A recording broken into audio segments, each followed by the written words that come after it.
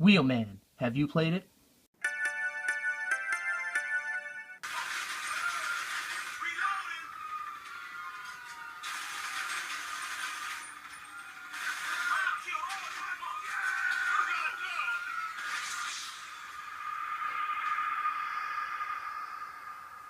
Grand Theft Auto.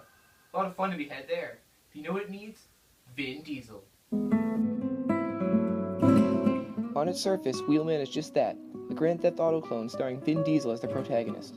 But once you start playing, you'll realize Wheelman takes more than just pages from Grand Theft Auto. It also takes a few pages from the Burnout, Driver, and Fast and Furious franchises and just mashes it all up into one game.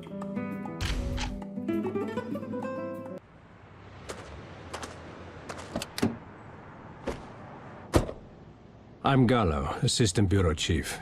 You must be Milo. Unlike the other games I've reviewed thus far, this one actually has an active plot. You play as American undercover cop Milo, aka Vin Diesel, in Barcelona, Spain, in an attempt to put an end to the city's gang wars. Now you're gonna hand me that envelope, or you're gonna continue with this inquisition? The story missions involve performing various operations for the three gangs in order to gain the trust of their leaders, all the while secretly working for the police to take them down. These missions range from simple travel missions to armed infiltration to even chasing down a subway on a motorcycle. The story is a fairly decent length, but if it's not enough for you, there are over 100 side missions you can complete and perfect. The optional side missions are broken up into 7 different categories. There are fugitive missions, in which you have to escape a rival gang in as little time possible. Street Showdown, which is pretty much just standard racing. Contract, in which you are assigned to take down a specific vehicle. Rampage, in which you have to pretty much destroy the city. Hot Potato, which is picking up 4 cases and returning them back to the base as quickly as possible. Made to Order, in which you have to steal a specific car. And Taxi missions, which are get from point A to point B in as quick as time as possible. Completing these missions with A or S ranks will unlock various rewards depending on the type of challenge it was. For example, taxi missions will unlock fast travel points, while contract missions will increase the size of your focus gauge. The focus gauge is a circular icon on the bottom left corner. You'll need focus to boost and to pull off Milo's super moves, and can be filled by driving fast, drifting, doing wheelies, and causing destruction. Which doesn't really make sense to me, because if you're a cop, why are you being rewarded for causing damage to city property?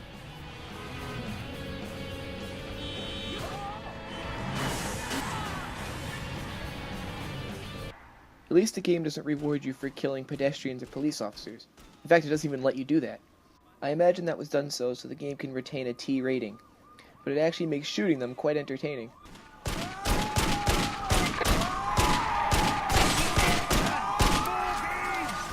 Just as entertaining as the ragdoll physics. You might not be able to kill police officers, but they can kill you.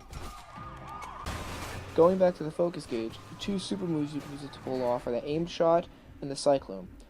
Both of them are slow-mo first-person views, one used to shoot enemies in front, and one used to shoot enemies in back.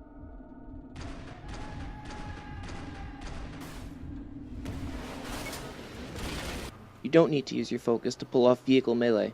This is just slamming the vehicles on the left or right in an attempt to take them down, very reminiscent to the Burnout series.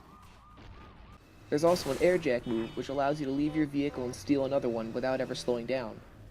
Also something a cop wouldn't do, but this is just really fun.